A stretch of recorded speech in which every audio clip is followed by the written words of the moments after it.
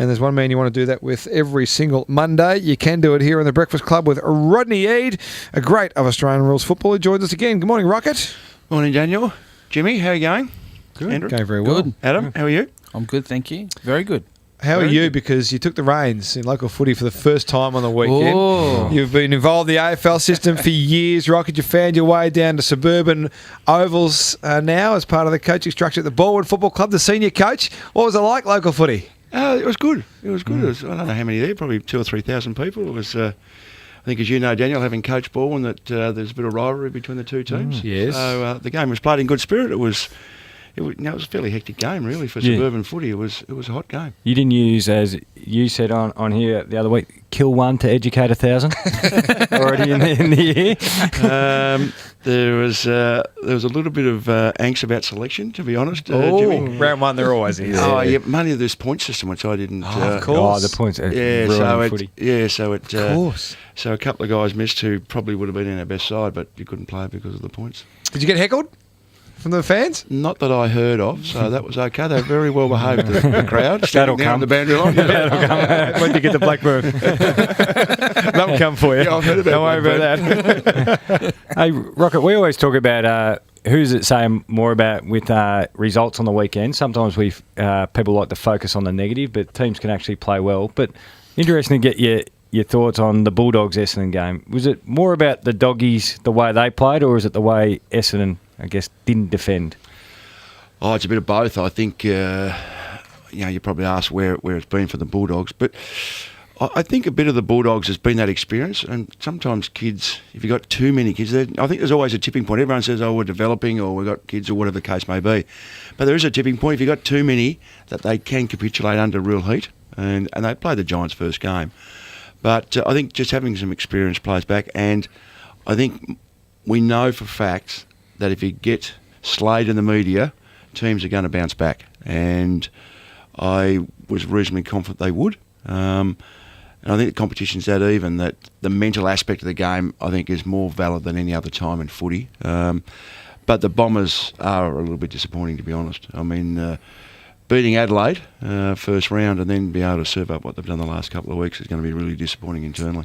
I know stats can be thrown around a bit, but one that certainly jumped out at me was 150 marks. Now, like, you can't go into a game saying that, we're going to allow them to mark the footy. So then is it a coaching thing that they probably didn't address, or was it a player's, I guess, attitude to stopping those uncontested marks?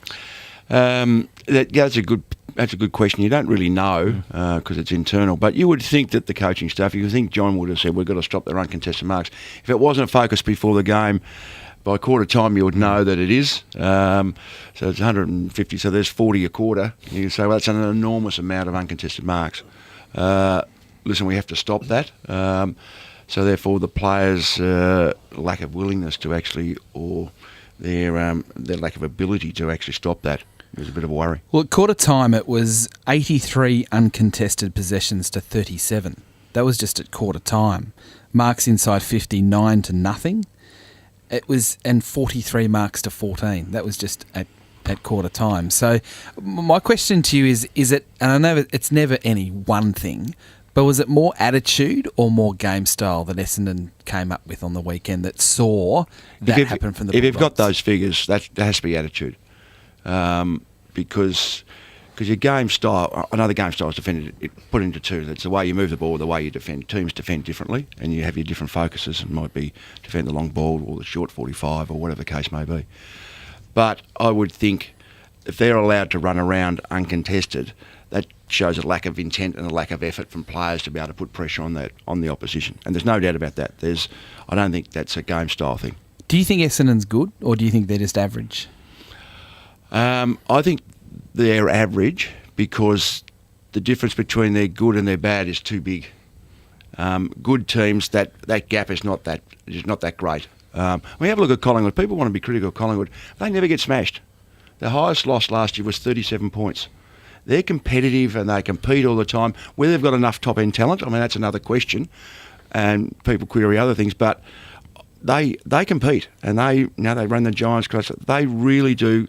And if you're a supporter, they're critical that they're not in finals, and understand all that because it's a win-loss industry. But every week virtually 19 games out of 22, you know that your team's going to compete. And that's all you can ask. So then, Jimmy, I ask you then, is that an on-field leadership issue from Essendon, or even an off-field leadership issue from Essendon from how they prepared during the week, or is it more a coaching issue that we find a team that has the potential, their top-end talent means that when they're on, but when they're off, they're off? Who's responsible for that? Well, clearly on the weekend it was the players, because obviously we just put out those stats. It was over 100 more uncontested possessions and a willingness to cut out those marks. Now, it doesn't take skill and ability to get up onto your man. It's just effort and starting positions being switched on. So when you turn the ball over, get close enough so they can't get that release mark, which the Bulldogs just got at will. The frustrating thing for me is Essendon, I'd love to see them go well, and as you said, they got top-end talent. They got 7 players who ran out on the weekend who are all Australian at some stage during their career.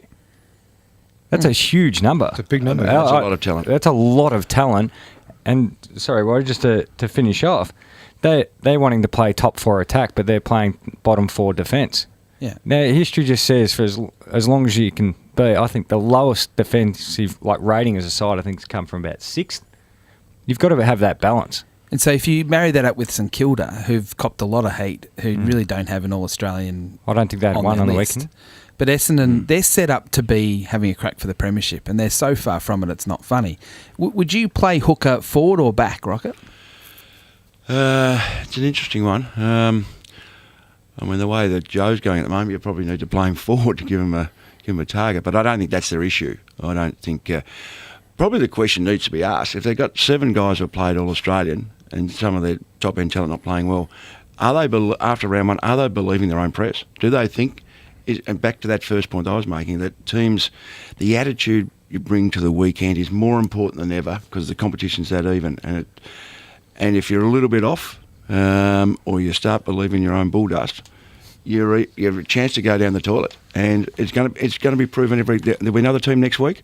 So I've got a feeling that maybe a few of them are starting to think that no, we're okay. I'm an All-Australian. I've got some accolades round 1. Round 2 is an excuse because we had to travel, whatever the case may be. And the Dogs, what it does too with the attitude is when you read about other teams, and you, as a coach, you try and educate and teach players, but it still sinks in. The Bulldogs were terrible for 2 weeks. Do the players believe at Essendon, excuse me, that they're no good and we just have to turn up and win? And that's what I think is a real element in today's footy. Essendon's got a history of that. I'll just quickly answer your hooker question. I think hooker back makes Hurley an even better player because he can get even freer and zone off and provide that punch across half back. And you've got Stringer. I know this massive want to make him a midfielder, but he becomes a forward and you put, I guess, more pressure on Stewart to stand up and become more consistent. So there's your foot. You've actually got the ability to not lose as much with hooker going back. But when he goes forward, I think you lose more in your defence. Yeah. That's just the way I see it. I'm with you 100%, Jim, that Essendon's balance between attack and defence is totally out of whack. Yep. Yes. Totally out of whack. And whether that's a system thing or just a desire thing, as you bring up, Rocket, and a mindset thing, I'm not quite sure yet. I haven't worked it out yet. But it's just so far from where it needs to be. It's not funny. But that was an issue last year, half. But they didn't rectify. They didn't rectify. They went and got more downhill skiers. Yeah, but have a look at round 1. I thought their pressure was terrific. Against the Crows. They really hunted in numbers. They won contested ball, which was probably an issue last year. And they really hunted Adelaide. I thought their pressure was exceptional round 1, so they can deliver it. So why do they drop off for 2 weeks? It has to be a mindset. It has to be an attitude thing. There's a text coming through that says Essendon set up for a flag. It's April. Laugh out loud. April 1st. April 1st. A very important part. All right, okay. Well, what I'm saying, I'm not suggesting they're set up for a flag. I don't think they're good enough. But they have gone and recruited in the off-season to set themselves up for a tilt at the flag. They went and got Stringer, they went and got Smith, they went and got Sard to complement the players they've already got. They think they're ready to go, and they're miles off it based on what we've seen the last time. They can't defend, they're in all sorts. I think they think Stringer is going to be the big body mid, but he's not a big body mid. He plays on the burst through a stoppage. Yeah, that's right. He doesn't use his body at that stoppage. Yeah, because they've got a lot of running types and smaller body types, and Heppel's an accumulator, but you got Fantasia who comes up in the midfield. He's a running type. Darcy Parish is a running type. Zach Merritt's a smaller body type who's a kicker, who you actually want the big body bloke to feed it to him. I don't think that they addressed that issue. It seemed to me they're mids, and you having played mid a long time, the mids generally, especially if the opposition are uncontested, have got to block the corridor and probably in between the arcs. Seemed to me a lot of their mids were in the back 50. They're sort of collapsing back. So leaving these pockets and leaving these holes for the Bulldogs to use. And Stringer was getting some ball in the back 50, but as a mid, you need to go up and back. It's a really tough position to play because there's a lot expected from them. But that's your role. If you want to play in the midfield, that's what you need to be able to do.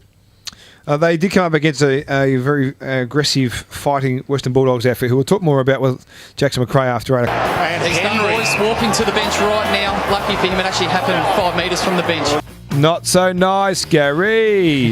Gary Ablett popping a string yesterday in Perth as the Cats went down to the Eagles in the end by 15 points, and it was what was a fascinating game of Australian rules football. Still to come this hour, Nick Flostone will join us from the Tigers after their win over the Hawks, Jackson McRae after 8 o'clock from the Bulldogs, and Matty Gladesar in between all of that, who won gold in the 1 kilometre time trial at the Commonwealth Games after a very disappointing night before, 24 hours before, when he lost the individual sprint situation as the number 1 seed. To talk to him about that as well. Rodney Eade joins us always on a Monday to go through the round of football.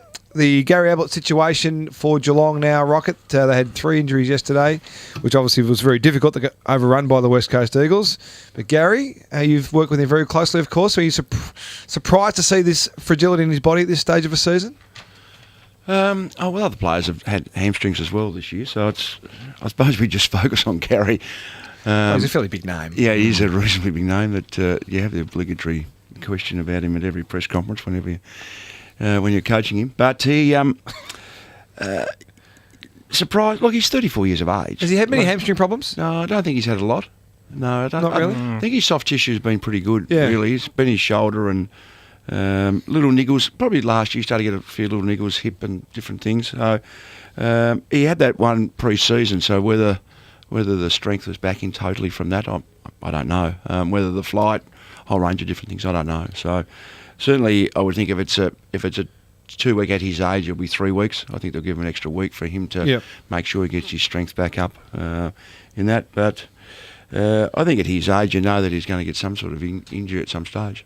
The hamstring situation at Geelong, Jim, has been a few, hasn't there? The last couple of years, there's been a lot of soft tissue injuries. I don't know why.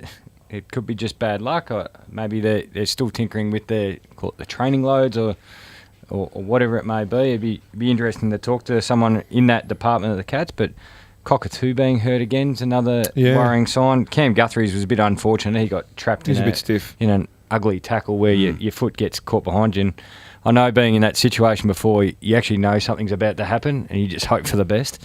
But the worrying thing, though, was he was playing great footy, and we said being 33, 34, that the reliance on him in that game. I know Danger started to play some good footy, but Gaz was hurting the Eagles in part of that comeback, and he was actually playing a bit more contested footy. In the first couple of rounds, Gaz was smartly just feeding off the likes of Kelly and Selwood and Dangerfield and getting himself into position to get those handball receives, which is knowing the game really well. But I think against the Eagles, you even look at his numbers, half of them were contested. He had 26 before he went off, but he was actually providing a lot of drive for the Cats. It seemed that he was crunched a few times. He was tackled heavily to the ground, and I reckon it gave him confidence in his shoulder, because that's the problem that, Rocky, you face with him a lot. But just a few big crunches that he was able to get up from, I reckon saw him get more involved in the game. It's good that you brought that up. It was actually something I noticed watching on the couch. Must have been a focus for the Eagles that every time he got the ball, put him to ground, because there was a lot of tackles that they hung in the tackle or they bumped him after he got rid of. There was, I think, maybe 2 free kicks for down the field. Yo crunched him on the wing, which was great by the Eagles. That's what you want to do. You want to take it up to the best players, but it seemed like a clear plan that we've got to put him to ground as much as we can. I wonder too, and it seemed in that third quarter, as you said, that he played well in the first quarter. He had 10 possessions as well. Whether on the back of last Monday that there were some questions publicly about his defensive running, he seemed to run harder. So whether does that add to his hamstring? So there's an extra load, and he's running at a higher intensity for longer. Actually put some stress on that. And also the midfield minutes has surprised me. I thought he'd actually be spending a lot more time forward. I don't like playing forward. No, he doesn't like being out of action. No, I don't like playing forward. No, he goes, yeah, I'll start forward, and then hang on, he's on the half-back flank. Hang on. He shows up, What are you doing here? Yeah, there's no role playing there. Does that annoy you, or did it annoy you? And probably does it annoy you now with the capability of what he could do as a forward that he just doesn't want to do it? I think we were different because our midfield needed, obviously, his talent and his experience. So it was more going forward, was more having a rest rather than putting him on the bench. That was more the issue. Sometimes we started him forward, but with the talent they've got at Geelong, I can see the lure of actually him playing forward. So that we didn't have that issue as such because we needed him to play in the midfield. Big denim shorts. I know we had a caller before speak of Mark Blitzarves and obviously leaving Reece Stanley out. One positive out of it was because Blitzarves now had a role, it meant one less sort of traditional midfielder in the side, and Sam Menegola found some form, and it was back to that role of he'd sort of come up as the half forward and then really run hard forward because he is such a good runner. He's the second best runner at the club behind Blitzarves and really pushes him in time trials. That's how elite he is at running, and I think he found his spot because of Blitzarves being, I guess, the pseudo ruckman or the number one ruck or the only ruck. So that was one bonus for the Cats there. But the Eagles were good. In the first half, they were very good. First half, they were very good. Dom Sheed is a player who could fill that void with Pritis going. He's a workman-like midfielder like Pritis, but what was really impressive, and I remember watching his under-18 football, he pushes hard forward and hits the scoreboard as a midfielder. Yes, he's a nice long kick, isn't he, on that left foot. He's got a damaging left foot kick as well. So, but it takes players, like he was a talented junior, we, as a public, we put a lot of pressure on the names, and that's what the media do. Obviously the draft now has become bigger.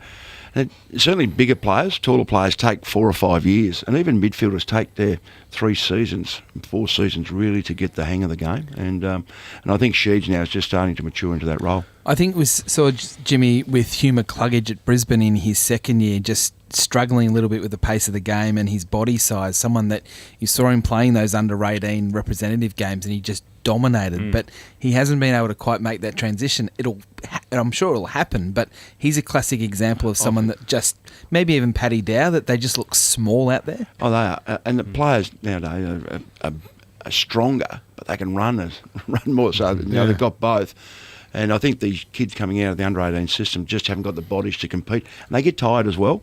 So it takes, I think McCluggage will be a really good player, but it's just going to take him probably another 12 months to put some size on and then for his body to grow and then be able to cope with that running. Also with McCluggage, because he was the best player in his team all through his junior football, you tend to just stick those guys in the middle. So they just take a centre bounce. Now, I think Brisbane and McCluggage are working out, well, is he a centre bounce midfielder or will he make a great career out of being on the wing? Because he does see the game really well, or the half forward or the half back. He might, at AFL level, be sort of that player who just is a first receiver, I guess. I think what happens is that because of what you said, Rocket, with the extra focus on these kids coming through, all the footy fans know them before they play a game. But then also with fantasy football, everyone takes the young kids and focuses on them even more as their sort of their value selections and rides them even harder as their cash cows and expects big things from them, which probably might not have been the case 10 years ago. And I think too, I don't think we can underestimate, and this is getting a bit philosophical, but with the millennials, there's a lot of publicity on these kids, and most of them are pretty good kids. So there's not, but generally they feel enabled, and then all the time with young lads coming in with expectations, they're really bubbly, and about late March, early April, they start to realise, this is a bit tougher. They haven't even heard of half the players on the list, and they find that those players are better players than they are, and they go, I mightn't get a game here. So therefore their confidence drops. They bottom out, then about May they start to come back again. And it depends how far they've gone down before how far they go up as well. So they're 20 weeks into the system and they're only at round 2. That's the bit that shocks them the most. After you do about 20 weeks, you played a whole season at underage football. Yeah. That's a good point. Do we know? Are we any closer to working out where Geelong and West Coast sit? I mean, Geelong had Maxi Gawn kick truly could have been zip and 3. I mean, they only lost by a point to Hawthorn a week ago, which they could have won as well. So we're not quite sure where they sit. In West Coast, are they better than we thought perhaps they might be this time of year? Yeah, I'm finding it difficult to get a gauge on the Eagles. Their one is really hard. But the super impressive thing for me is the Eagles' good win yesterday. Nick Nat only played again, as we said, 50-60%. But Govan didn't have a great game and hasn't hit his All-Australian form yet. Barras didn't have a good one. He was a poor one. And Elliot, he was probably his worst game in probably 18 months. And they still managed to get the win. They wouldn't have won, though, if Geelong didn't get the injuries. True, but they did win. That's all that counts, mate. It's the 4-through slips or the 4-3 colours. It still counts the same. Still counts as 4. Have you got a read on those two teams? I think the Cats will be okay. Yeah, they got 9 at home to come. Yeah, I think the Cats will be okay, but they've got some injuries, and they've been close all 3 games. But if hopefully for them, Duncan will probably be back next week. Replace Gaz.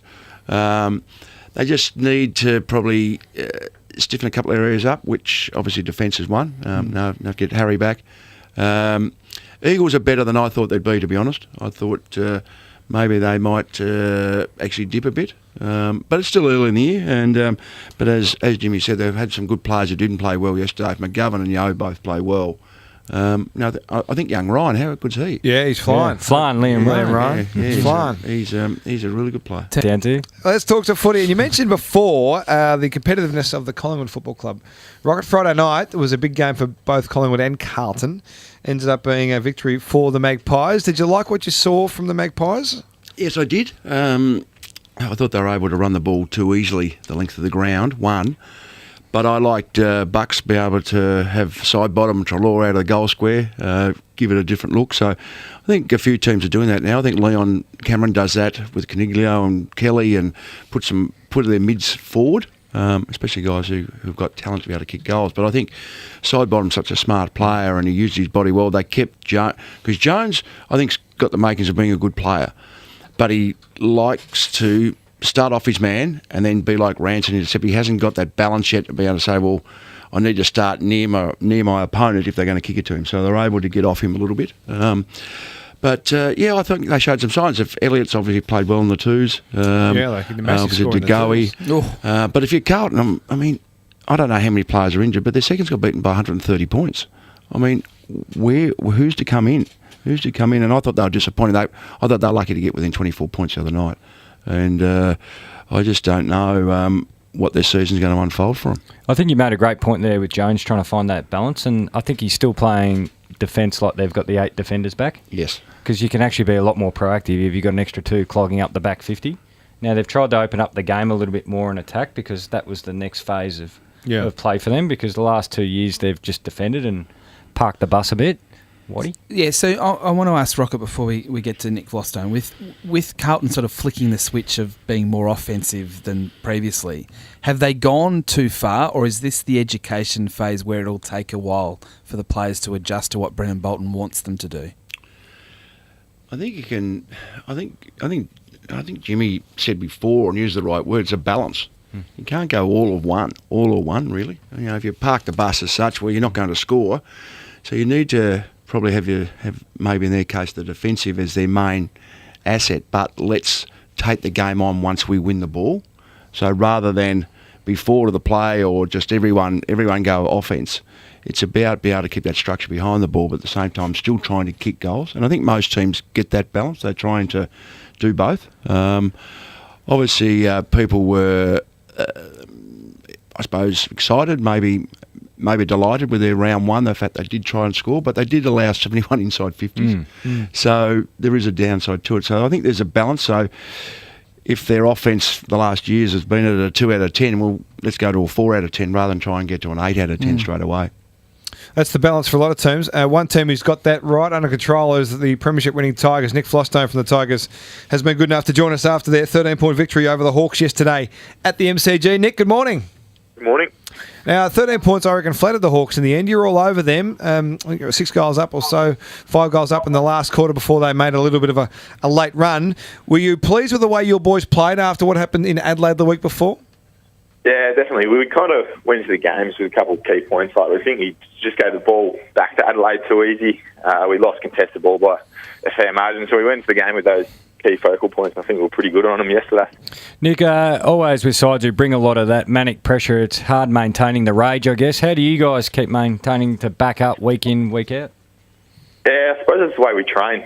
We do a lot of contested drills, a lot of drills where there's 5 forwards on like 3 backs, so they get used to it a bit. But yeah, it's just the attitude we bring to training, I suppose. Does it help with now you've got a lot of depth at the club, especially in the small forward position? And we saw Higgins, I have no doubt, today or tomorrow you'll be showing his celebration after the goal as well.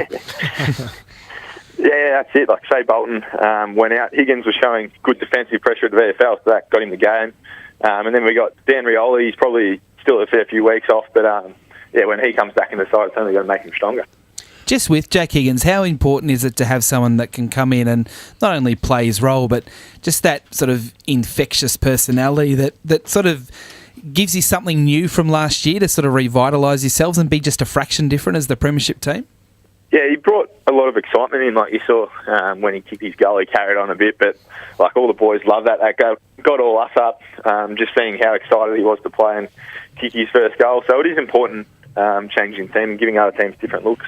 Nick, Hawthorn wouldn't know how he's going to play. So Nick, what was the plan for Mitchell? Obviously, he's had 42 again, so it looks like every week he's going to get 35 plus. Was there a specific plan as a player or just around stoppages to sort of look at him? I think Trent was going body on him at stoppage, but his hands and feet are that quick. Like by the time you're tackling him, he's already got rid of it, and he just knows where the ball's going. He has it back every time. Like you ran to a contest and you saw him there, the ball just fell in his lap. Like he just puts himself in good spots, and he's hard to stop. And yeah, it was just about limiting his effectiveness around the stoppage. Just going back to the Adelaide game, and I thought the Crows were very good at separating you guys as defenders. It seemed like against the Hawks, you were back to being that proactive best and taking that position to get over and help out. Yeah, I think that stemmed a lot from our push back to help out the defenders a bit. Against Adelaide, we kicked long a lot, so we just gave them the ball back, and they didn't spend long periods of time defending. So when it did come time for them to move the ball forward, they were all fresh, so they kind of ran all over us. So yeah, Rancy was back to his best, and then we had a lot of help from the midfield as well. Did you get nervous at all, or did it dent your confidence at all, that performance against Adelaide? You mentioned before a couple of key areas that you wanted to redeem against the Hawks yesterday. Was there any dent to the confidence after what happened against Adelaide? Not really. Looking back at the review, Dimo just pointed out a couple of areas that we're usually pretty good in, and we just left ourselves down. And then that composure, I suppose, after half-time really dropped off as well. We just kept kicking long when we could go, like roll out the fat side. We had numbers out there. We just blasted straight back down the line and given them the ball and not make them defend. So it really worked into their hands, and we knew if we fixed those couple of things, we were going to be competitive. What about Reece Conker? He's been sort of in and out of the side. You would have been really pleased with his performance on the weekend, and I suppose there's been a reliance on Martin and Cochin, and that Dusty didn't have an exceptional game by his standards, but certainly reached. No, I thought Reece Conker stood up for you. Yeah, definitely. He's been playing backline, I think, the first 5 weeks, and then we got a couple of boys back there. So he's moved into the midfield and played his role and played really well. Got plenty of the ball, and he's pretty exciting when he gets the ball. Nick, we spoke to you before the season started, and we talked about what it was like to be a premiership player and all those sorts of things. Now you're 3 weeks into the new season, is it? And you're kind of rolling now, nearly a month in. Does it feel like you're as good as you were last year, or is it still too early to tell? Nah, I think we've still got a fair way to go. Last year, everything just clicked at the right time. I suppose this year we're still got a lot of work to do, but we're taking the right steps, I suppose. Well, it was another impressive performance on the weekend. I thought you really controlled the game from start to almost finish when they had that little run late, but really in full control. And the Richmond Faithful will get a chance to see you again this week, Saturday at the MCG against the Brisbane Lions. Good luck, Nick. It's great to see the Tigers up and firing again in 2018. Perfect. Thanks for having me, boys. Good stuff. Nick Flostone from the Tigers. When the whips were cracking yesterday, we'll talk more about it after 8 o'clock. They were very good, Richmond. They were awesome yesterday, Richmond. They were really that intensity around the ball, that they monstered Hawthorn. Yep. Couldn't agree more. They were really good. And are you buying, if there was a share, if the teams were a share, right, I'm going to throw 2 teams at you. Are you buying Melbourne? 3 teams I'll do. Are you buying North Melbourne? Or are you buying Brisbane? If you had some money, who would you be investing in? In terms of just value in share price. This for this year or long term? Give us a 2-year window, Rocket. Brisbane for me. Yeah, I'm buying some Brisbane. I'm buying heaps of Brisbane. behind Brisbane. Absolutely heaps of Brisbane. I've got hold on Melbourne. Yeah, I'm holding Melbourne. I've bought some, and I'm holding it. Yeah, I might sell. They're overpriced, Melbourne. Now. Yeah, well, that's- they probably That's why I'm were holding. okay. I'm Yeah. holding I might because you've ta- given me a 2-year window here. I might take the profit and buy back in later Oh, you on. reckon you got a profit already? Yeah, I'm taking a No, little you bit haven't made a profit yet. Yeah, I bought a little bit No, of no, profit. no. You've bought them as they've floated, and they haven't made a profit. No, yet. That's why I'm I holding. bought them last year. What are they showing you to make a profit? Well, they're going okay. They've got a couple of wins. Oh, okay, is great. Let's Well, all no, be it's okay. not great. Listen here, mate. Just because you and your Cats people keep winning flags, I think this Sunday is a very big day for Melbourne. that was where I was going to go. Yeah, very big day. They've got So- Hawthorn on the MCG on Yeah. Sunday. Mm-hmm. They might get the great John Kennedy to talk. No, I don't know. I'm just making that up. But just from his days, he always, because I played under John and had him talk to a couple of my teams over the years, but had a real dislike for Collingwood and Melbourne because of the time. Oh, yes. So, because of the time in the 50s when he was playing, and Yep. the arrogance was shown by those clubs at the time. So, it's never left him. So, I'd imagine there'll be a bit hanging on the Hawthorn Melbourne game. What do you make of Melbourne? I mean, the Kangaroos pushed them a fair bit on a Saturday. You were coaching. There's a fair bit happening in that game. Kangaroos were very good again for a long time in that game. They're probably outclassed in the end by Melbourne. Are you confident that that they can be what perhaps they think they can be, Melbourne, this year? 'Cause that seems to be an air of a real confidence from Melbourne Yep. exuding from their walls. I think the hold factor on that, as far as buying or selling, is just when they play teams that are touted as top six. They're the teams that we're going to be able to see whether they've be able to hang in there for the whole game. Yep. Not give teams a start or not have teams overrun them. So the Hawks will be a good test for them.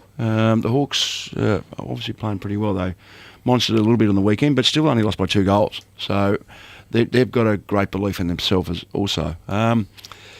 Yeah, I'm sitting on the fence. I'm not too sure. I think Jack Viney not being there is he's the type of player, I suppose along with Nathan Jones, that when it is rough and tough and it's tight, and they're all of a sudden 2 or 3 goals down, to be able to get them back into the contest. So how they cope without him will be the test. Yeah, I just want to see from Melbourne a side that learns how to win and not try to lose. For me, no, I know what you mean. No, like at the moment they're winning games by not trying to lose them. And I think that's a completely different mindset when the game is in the balance, and they've had a few of those opportunities early this year and even late last year. And by that I mean is when you sense the chance to win, it's how you play your footy, and you really put the foot on the throat and you go for the win.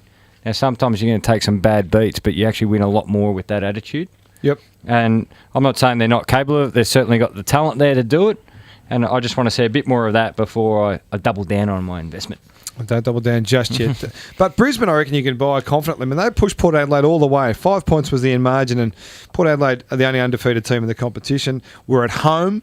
Yep. Brisbane, obviously with a developing list, but their front half of the ground, Rocket, is potentially as damaging as many in the competition. Yeah, when I saw the result of that Saturday afternoon, I thought they must have played at home.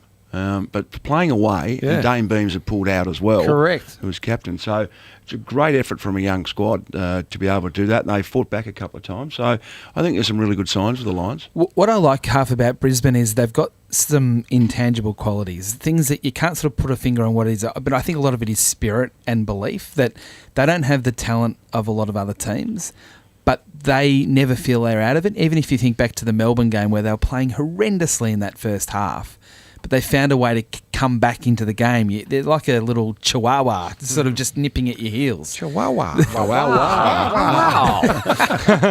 You know what I mean? Yeah. Just nipping at A the little heels dog. and just won't go away. I think they do have some You talent, think- by the way. You think, but you think you've got them covered, but they just keep coming and they just annoy the hell out of you. And that's what they did to Port. Port always thought they were going to win, and you're watching it thinking, oh yeah, Port will win this easily going away, but they just kept at it. And But I think for a young team, though, they need to get a win in the next couple of Yeah, weeks. yeah. They Yeah. do, because that can wear you down from as far as belief. Yeah. Obviously, internally, they're strong mentally, and as you said, they keep coming at you. But they'll need to strike a win the next couple of weeks. So the question to all of you is, you're talking before about shares.